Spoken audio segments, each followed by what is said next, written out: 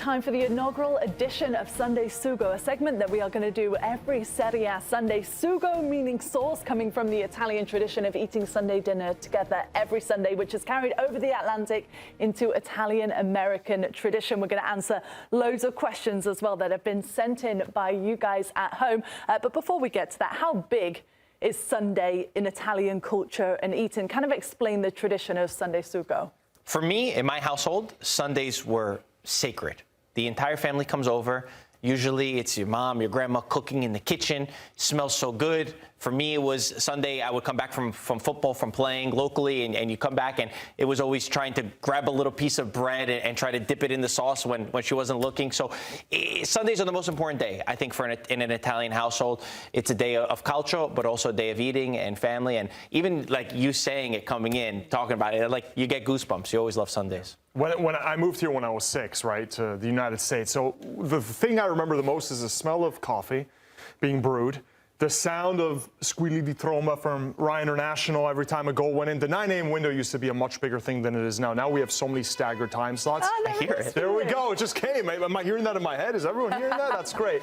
So this was the noise. You'd have 5 games on at once at 9 a.m. window, and it was so exciting because a goal would come in from another game. You'd hear this beautiful sound, and you'd go to that split screen and see that other goal. And I just remember it was a time for me and my dad to hang out and watch Serie A, and I do miss the squilli di tromba. It's the one thing I regret about having so many different time slots now is that we don't just have that 9 a.m. window Eastern time to get all these games in, all these goals. It was always exciting, but it was all about the food, spending time with family, the smell of coffee, and that beautiful sound of the squilli.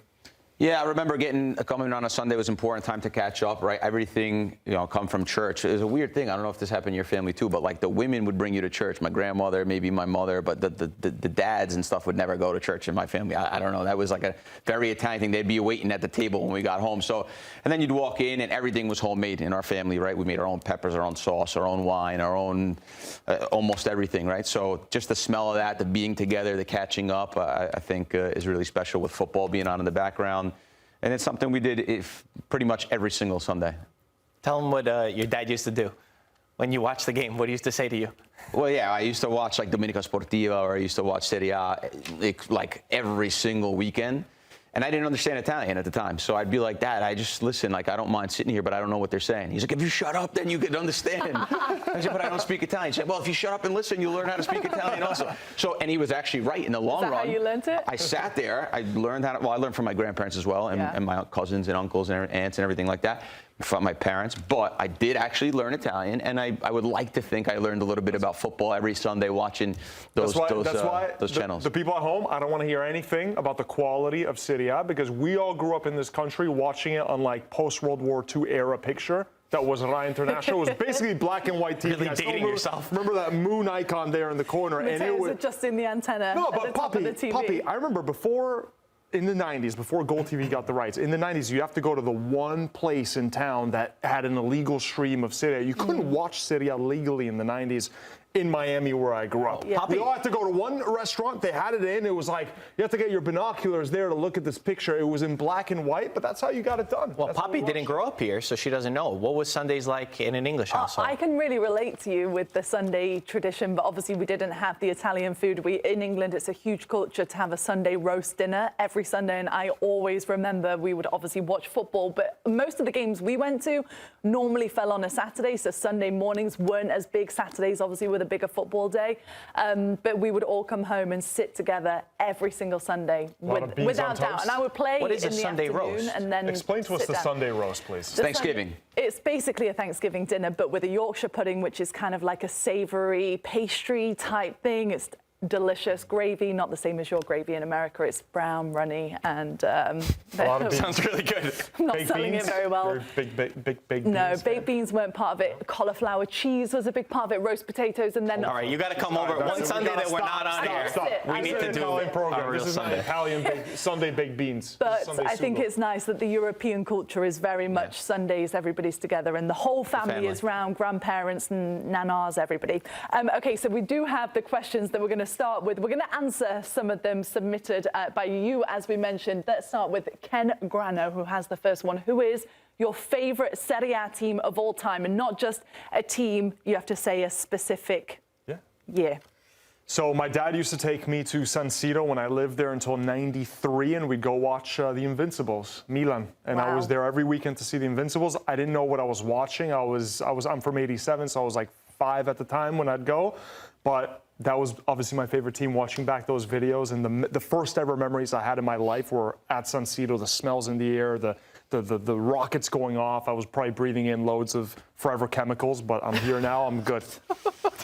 What a year to be able to watch, that is, by the way. I think for me, it was the Juventus of the midfield of Vidal, Pogba, Pirlo, and Marchisio. It was one of my favorite times to watch Juventus play, because also big team, obviously, in Italy, but underdogs when they went to play Champions League football, but they would go and compete with the Real Madrids and sometimes win those games and boss those games around as well. So that, to me, was a golden era. I think they played in 2 Champions League finals in that time as well. 2015, 2017. Yeah, so that, to me, seems like 50 years ago with having watched Juventus in the last few years, but that was a special moment. Or any Roma team with Francesco Totti on it, I think, would make you really... What about Baggio? You love Baggio. Baggio's a little bit before my time.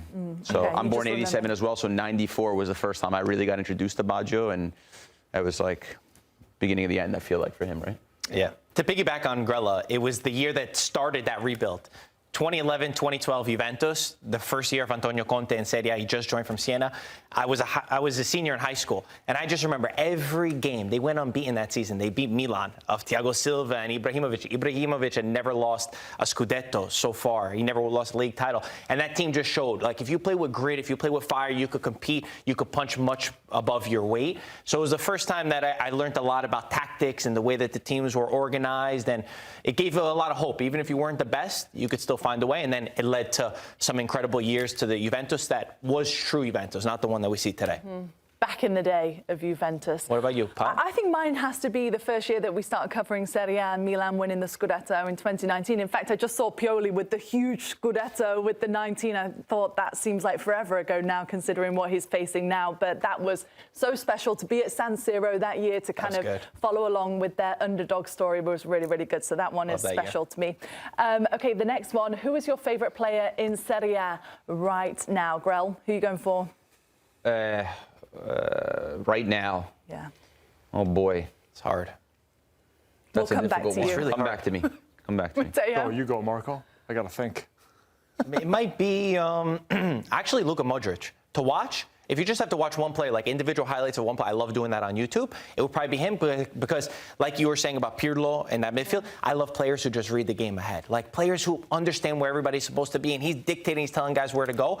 There's a couple. It's hard to choose, but I would probably say he would stand out right now. How has Matteo not jumped at Baschirotto?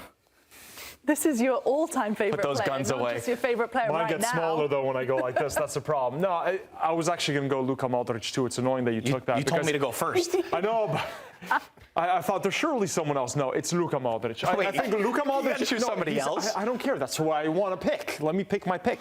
He's 40, and he's playing unlike any 40-year-old player ever. He's inspiring so many fans. He is truly a...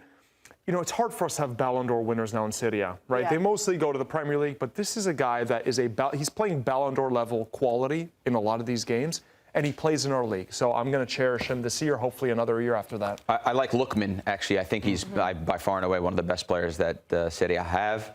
Really, I think, underrated, right? One of the top African players. He's been doing it for a long time. The way he goes, his numbers are fantastic, but the way he goes by guys, I don't know if I've seen anyone in Italy do that for a really long time. He just kind of floats by guys. He's just really a master of dribbling. You know, it's not just power and pace and quickness. It's like he just understands the body movements, and it looks really smooth. And so I think he's my favorite to watch at the moment. Really? I thought you were going to say Coop Manners.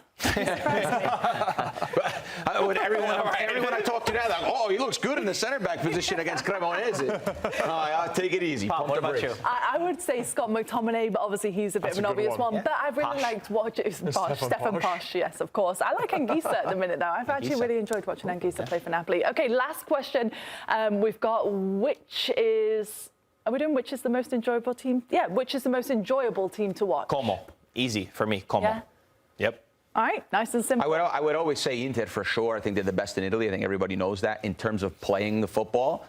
But yeah, the way they can be conceding goals is hard to say that you enjoy that as well. They're making every game look so difficult and they concede against everybody under the sun. But the most beautiful, pleasing on the eye, it's Inter. I mean, the Zielinski goal from the set piece today, I don't know if any other teams have scored a goal of that caliber. That was so good, wasn't it? Great question, because I don't think we have a standout. Like, normally I would have said Atalanta, but I'd probably have to go for some moments of Como, maybe some moments from Bologna. It's tough, though. It's not any of the big teams. I'd probably have to go with Como when everything's going right for them. I think they play some good football. And Spalletti, Juventus. All Gold right, miners at come center on. back. No, it's not that. Not that yet. Grella's face says it all. I don't know. I don't know. Milan. You love Milan. I love Milan. You go crazy during the Milan I don't game. think they've been the best team. I think I'd have to agree with Grella. Inter, probably the best. That's the team. right answer, actually. It's not an opinion.